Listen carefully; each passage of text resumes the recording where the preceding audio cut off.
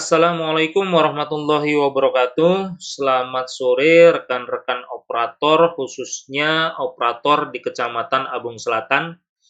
Pada kesempatan hari ini saya akan memberikan tutorial tentang verbal verifikasi dan validasi kesiapan teknologi informasi dan komunikasi atau TIK yang akan kita gunakan untuk pelaksanaan AKM atau Asesmen Kompetensi Minimal.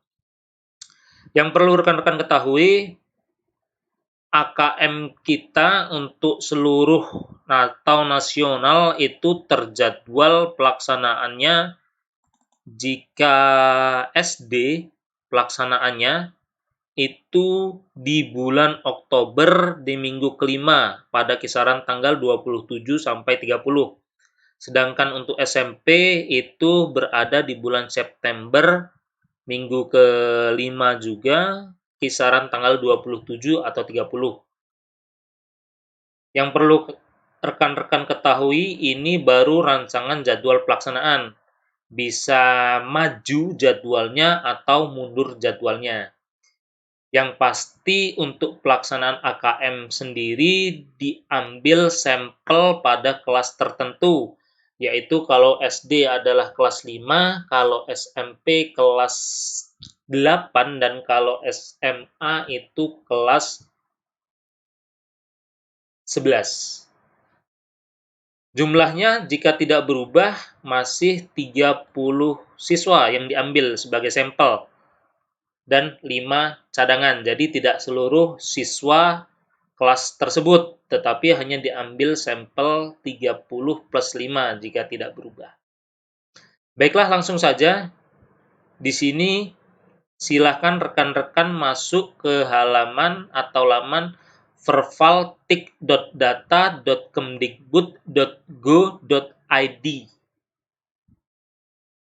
Kemudian jika sudah terbuka lamanya, silakan klik akun, kemudian login. Di halaman login, ada username dan password. Yang kita pakai adalah username dan password untuk akses verbal PD atau verbal PTK. Jadi, jika rekan-rekan lupa akunnya, silahkan naikkan lagi ke SDM untuk mendapatkan akun kembali. Yang pasti yang digunakan adalah akun SDM, yaitu akun verbal PD atau verbal PTK. Jika sudah, silakan login.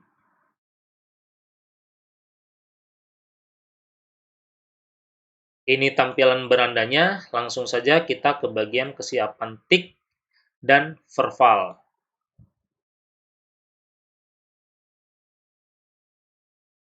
Nah, verifikasi dan validasi kesiapan TIK satuan pendidikan, ini sekolah saya. Kesiapan TIK sekolah, di sini nanti berbeda-beda. Karena UNBK saya tahun sebelumnya sudah menggunakan ujian nasional berbasis komputer, maka di sini saya terang mandiri. Tentunya berbeda rekan-rekan yang belum pernah melaksanakan. Statusnya di sini apa? Langsung ke pemilikan lab komputer. Apakah di sekolah rekan-rekan memiliki lab komputer atau tidak? Jika tidak, biarkan tetap kosong. Jika ada, silahkan diisi. Kemudian jumlah komputer utama atau server untuk pelaksanakan online atau semi-online. Perlu rekan-rekan ketahui bahwasanya pelaksanaan AKM ini ada yang online dan ada yang semi-online. Kalau yang online berarti pelaksanaannya adalah full daring. Kalau dia pilihannya online adalah full daring pelaksanaannya. Dengan rincian pelaksanaan menyiapkan satu laptop sebagai server dan minimal 15 laptop sebagai klien. Karena kalau jumlahnya 30, maka dibagi 15 laptop. Bisa dijadikan 2 sesi untuk pelaksanaan AKM-nya nanti. Kemudian ada aplikasi Proctor yang kita install di server, ada exam browser yang kita install di klien. Kemudian, karena dia online, maka kebutuhan internetnya jelas besar. Bisa menggunakan nanti WiFi jika sekolahnya ada, ataupun menggunakan modem untuk pelaksanaan untuk yang online. Hanya kalau online Ya, full online. Dari awal pelaksanaan AKM sampai selesai AKM itu kita menggunakan full online, full tethering hingga selesai. Kemudian jika pelaksanaan itu adalah semi online, maka penyediaannya pun harus menggunakan semi online. Keuntungan semi online ini adalah yang pertama tidak membutuhkan internet yang begitu banyak karena dia setengah online.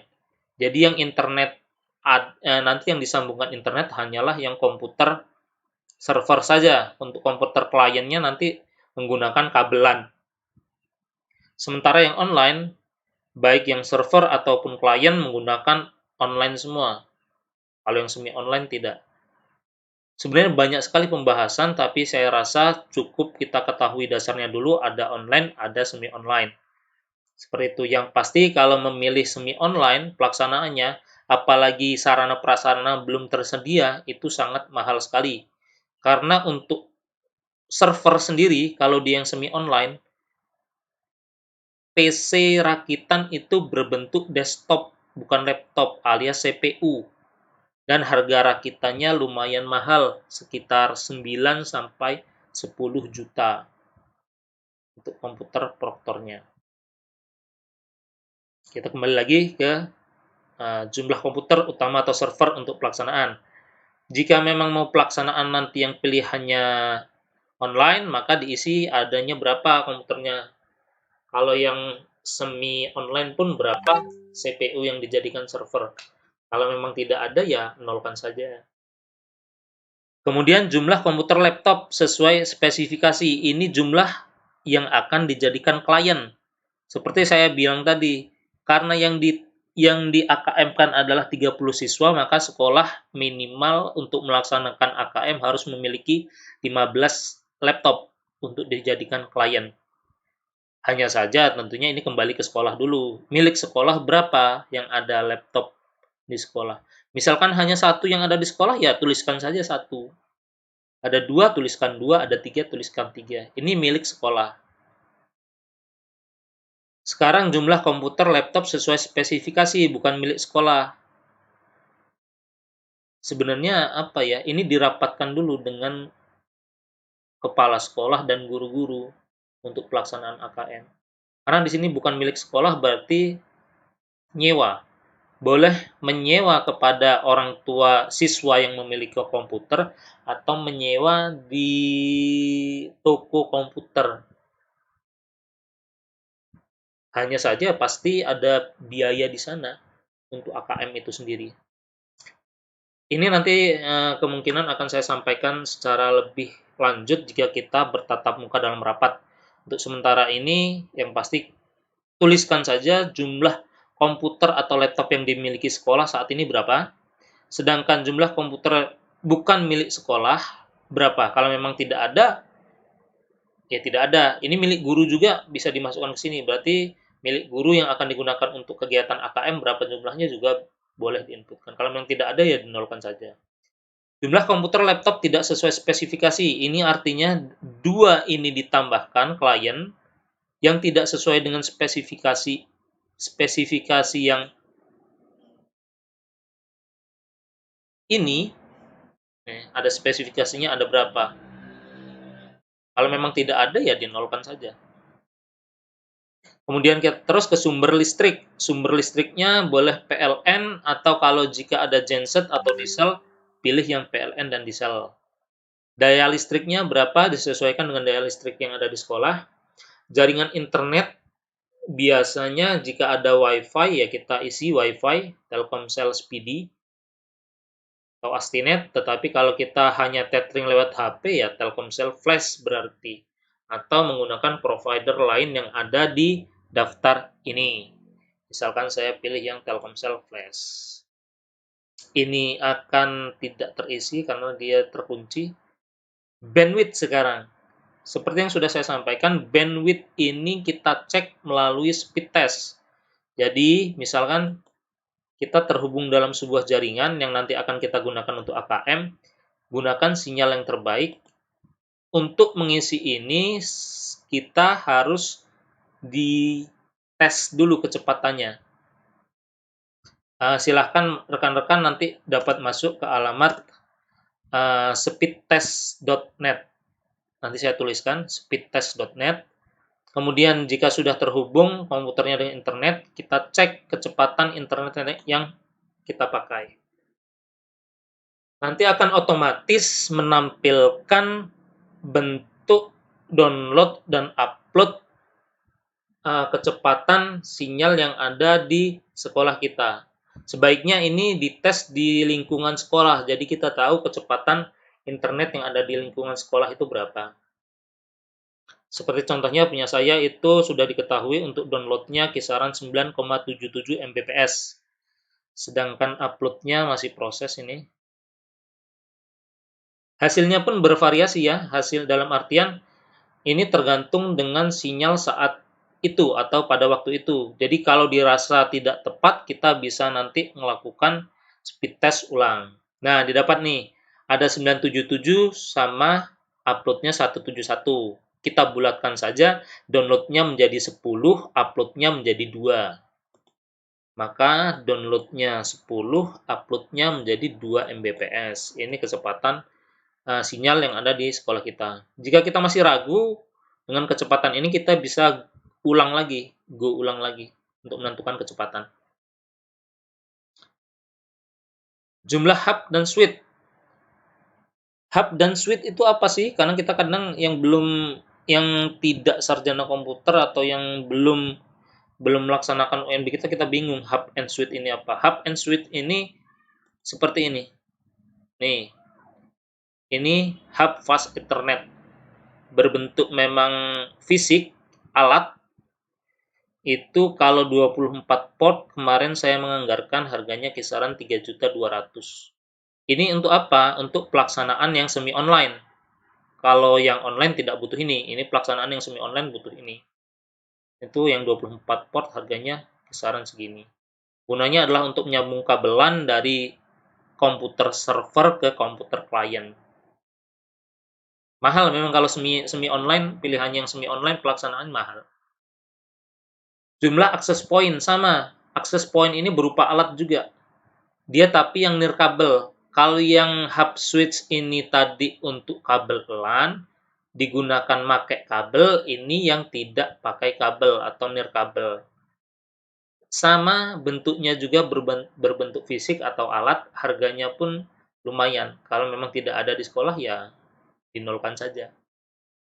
Mode pelaksanaan boleh online atau semi online yang sudah saya sampaikan. Kalau dia online-nya full online, dari awal sampai akhir pelaksanaan full online.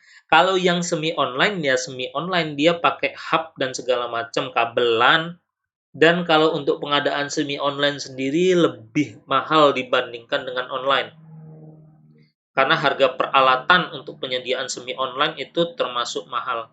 Kelebihan semi online adalah hanya server yang mengakses internet, sedangkan klien tidak perlu. Contohnya semi online ini seperti pada pelaksanaan tes CPNS. Itu menggunakan semi online. Jadi, satu server dihubungkan ke banyak laptop menggunakan kabel LAN. Kabel LAN itu yang seperti ini. Nah, ini adalah draft saya untuk pengadaan mandiri secara semi online ya. Memang sangat mahal yang semi online, penyediaan barangnya itu sangat-sangat mahal, apalagi kalau baru pertama kali. Sangat mahal. Maka saran saya pelaksanaan pilih yang online. Kalau di kota saya rasa online pasti, karena sinyalnya mumpuni. Apakah satuan pendidikan Anda bersedia ditumpangi saat penyelenggaraan? Terus terang rekan-rekan, saya di sini menyampaikan bahwasanya kemungkinan untuk sekolah dasar melaksanakan AKM jika pelaksanaan mandiri itu sangatlah sulit. Kemungkinan, karena kenapa? Sarana prasarananya memang mahal. Satu mahal, satu sinyal. Maka kemungkinan untuk SD itu pelaksanaannya nanti akan menumpang di sekolah-sekolah lain yang memiliki sarana prasarana. Contohnya menumpang di SMP ataupun SMA yang sudah melaksanakan UNBK. Maka pilih pelaksanaan kita yang di sini, kita pilih yang tidak. Ya, bagaimana kita mau ditumpangi, kita sendiri tidak melaksanakan secara mandiri. Maka jika sudah selesai diisi semua, kita centang bagian ini, kemudian klik simpan. Nanti setelah kita diverifikasi pusat, tentunya statusnya berubah nanti di sini. Status vervalnya nanti berubah, status kesiapannya berubah, status pelaksanaannya berubah, nanti pemetaannya pun dinas yang membuatkan. Kategori kesiapannya termasuk yang apa sih sekolah kita, apakah kategorinya siap, apakah kategori potensial 1, apakah kategori potensial 2, apakah kategori yang tidak siap. Ini dapat rekan-rekan baca. Satu lagi, setelah kita mengisi verval yang ada di Vervaltik ini, kita juga harus membuat SPTJM. Ini nanti akan saya share SPTJM-nya. Ini SPTJM-nya. Nah, SPTJM ini nanti silakan rekan-rekan edit, sesuaikan, print, kemudian kumpulkan secara kolektif di sekretariat K3S, agar nanti K3S membawa ke kabupaten. Ini formatnya, nanti tinggal rekan-rekan isi, baru kita kumpulkan secara kolektif. Jadi demikian rekan-rekan sekalian, panduan saya tentang Vervaltik. Jika ada pertanyaan, nanti silakan kita bahas di grup. Untuk sementara, saya rasa cukup. Saya akhiri. Wassalamualaikum warahmatullahi wabarakatuh.